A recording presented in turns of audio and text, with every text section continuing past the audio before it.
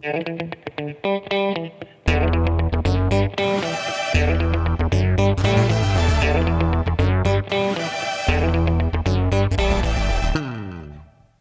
tout le monde, aujourd'hui on va étudier une BD qui est basée sur un fait historique et qui a été publiée par Glénat en 2021.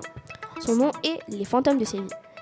Les auteurs de cette BD sont Anne-Claire Jouvray, qui est une coloriste mariée à Jérôme Jouvray, qui lui est un dessinateur et qui a aussi participé à la création de la BD, ainsi que Didier Tronchet, qui est scénariste. D'abord, je vais vous faire un petit résumé du livre. C'est l'histoire d'un homme qui n'a pas réussi à digérer la défaite de la France contre l'Allemagne en 1982 et qui essaie désespérément de trouver des techniques qui auraient pu le faire gagner. Pour savoir en détail ce qui s'est passé la nuit de Séville, écoutons Céliana. Salut, du coup moi je vais vous expliquer ce qui s'est passé durant le match RFA France. Alors déjà, si vous ne savez pas c'est quoi la RFA, c'est tout simplement la République fédérale d'Allemagne. Ce match, il a eu lieu le 8 juillet 82 en demi-finale de la Coupe du Monde à Séville en Espagne. Déjà pendant le match, c'était plutôt la RFA qui menait, mais les Français parvenaient à égaliser à chaque fois. Durant le match, plusieurs joueurs de la RFA avaient de nombreuses fautes qui n'ont pas été comptées par l'arbitre, qui pour moi favorisait clairement l'équipe allemande. Les joueurs allemands en ont donc profité pour blesser de joueurs français, comme par exemple Patrick Battiston. Je vais vous raconter ce qui s'est passé. En fait, à la 56e minute, Battiston se présente devant le gardien allemand Harald Schumacher. Battiston tente de marquer un but, mais son tir a un peu manqué le cadre. Le gardien poursuit sa course et percute le joueur français avec sa hanche à plus de 1,50 m du sol. Battiston perd 3 dents et tombe inconscient sur la pelouse. Il est donc évacué hors du terrain, accompagné par son coéquipier et capitaine Michel Platini. Mais du coup, qu'est-ce qu'il a eu Schumacher ? Justement, il n'a rien eu. L'arbitre Charles Cover se contente juste d'ordonner une remise en jeu et n'a même pas sanctionné le gardien allemand, ce qui a fait scandale sur le terrain et dans les médias. À la fin du match, le score a été de 3-3. Donc pour la première fois de l'histoire de la Coupe du Monde de football, un match va se jouer au tir au but. Les Français marquent 3 buts, mais le tir de Maxime Bossis, repoussé par Schumacher, offre une balle de match à l'Allemagne, ce qui va les amener à la victoire. Entre nous, ils ne le méritaient clairement pas, mais bon, on ne peut rien y faire. Sur ce, moi j'ai fini. Merci de m'avoir écouté. Bye.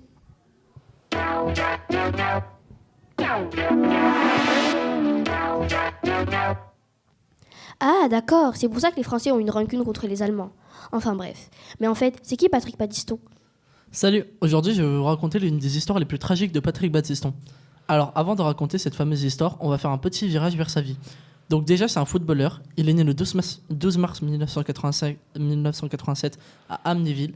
Il commença son parcours de footballeur au FC Metz et se fit pris à la suite au AS Saint-Étienne avec qui il gagnera le championnat de France en 1981. Donc juste après son passage à Saint-Étienne, il partira au Girondins de Bordeaux où il fera un nouveau titre de champion du monde.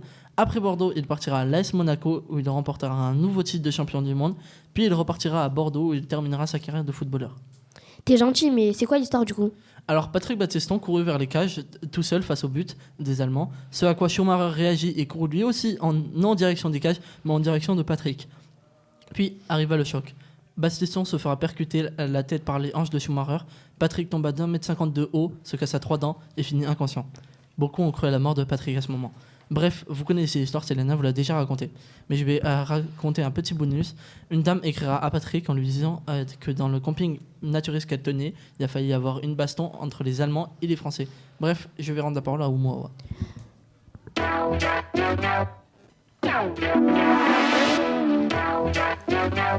Ok, c'est à cause de lui qu'on n'a pas gagné. Après, ils ont perdu la finale contre l'Italie. Entre nous, je trouve qu'ils l'ont bien mérité.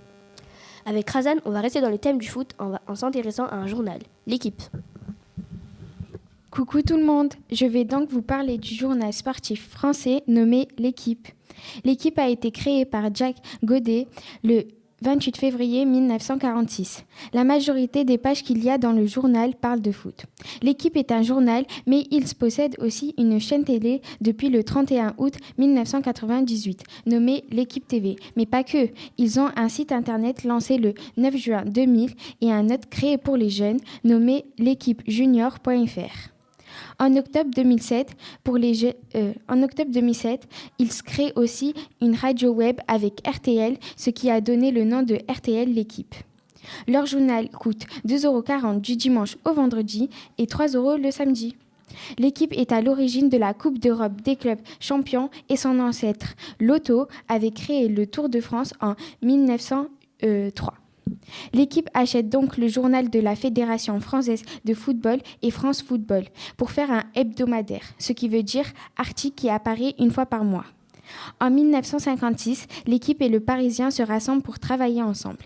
Et le 26 mai 2009, ils ont l'autorisation de mettre en numérique dans 3 villes, Paris, Marseille et Nice. Attends, mais là tu vas me dire que depuis le début, ils n'ont jamais eu de concurrents? Si, finalement, en novembre 2008, pour la première fois, l'équipe voit arriver pas un concurrent, mais bien 2 concurrents, le Disport et Aujourd'hui Sport.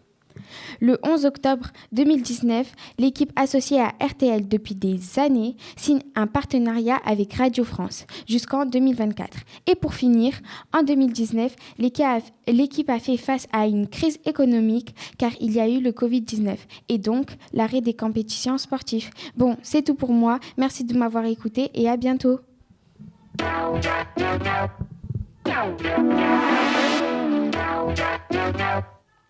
Je savais pas que l'équipe existait sous forme d'une chaîne. Enfin bref. Mais la personne qui l'avait renversée, elle s'appelait comment déjà? Yanis va nous répondre. Bonjour à tous, aujourd'hui je vais vous parler du livre Les fantômes de Séville, plus précisément de Harold Schumacher, celui qui a renversé Patrick Battiston. C'est parti. Harald Schumacher est un gardien allemand surnommé Tony, ou aussi le boucher de Séville. Il a joué pendant 7 ans avec l'équipe nationale d'Allemagne. Il est né le 6 mars 1954 à Durin. Il est connu pour sa sortie très violente sur le joueur français Patrick Battiston, lors de la demi-finale de Coupe du Monde de 1982, qui plongera Battiston dans le coma. L'arbitre n'a pas sifflé faute sur Battiston. Après ça, il a reçu des critiques, mais aussi des compliments. Mais dis-moi, où et quand Harald Schumacher a fait ses débuts? Il fait ses débuts en 1973 avec le FC Cologne. Puis le 26 mai 1979, il connaît sa première sélection avec l'équipe d'Allemagne. Il remplace le célèbre gardien Sepp Maier, car il eut un accident de voiture et termina sa carrière. Harald Schumacher joue 2 finales de Coupe du Monde, en 1982 et en 1986. Schumacher est banni à vie de la sélection et il est renvoyé de son club, car il a reconnu dans un ouvrage s'être dopé. Puis il devient entraîneur des gardiens dans plusieurs clubs pro. En France, il est détesté par tout le monde. On le surnomme le nazi.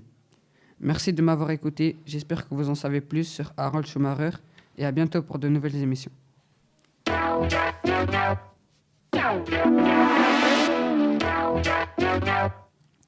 Merci beaucoup. Pour finir, je vais vous donner mon avis sous forme de critique littéraire. Je n'ai pas aimé cette BD car je n'aime pas le foot, je trouve ça ennuyant et aussi car DJ, le personnage principal, est obsédé par la nuit de Séville alors que ça fait plus de 30 ans que ça s'est passé. Tout le monde est passé à autre chose, sauf lui. Elle est difficile à comprendre car à plusieurs reprises, il voyage pour rencontrer des personnes dont on ne nous dit pas grand-chose, donc on peut facilement finir par se perdre. Mais je trouve aussi que la BD est pertinente car ils l'ont sortie en 2021 alors qu'elle est inspirée d'un fait historique de 1982 et comme personne ne connaît l'histoire aujourd'hui, c'est donc pertinent pour se cultiver. Donc, de mon point de vue, cette BD est pertinente mais un peu difficile à comprendre et pas à mon goût. Je la conseille pour les fans de foot car elle est judicieuse pour se cultiver. Merci pour votre écoute et à la prochaine pour une nouvelle émission. Bye!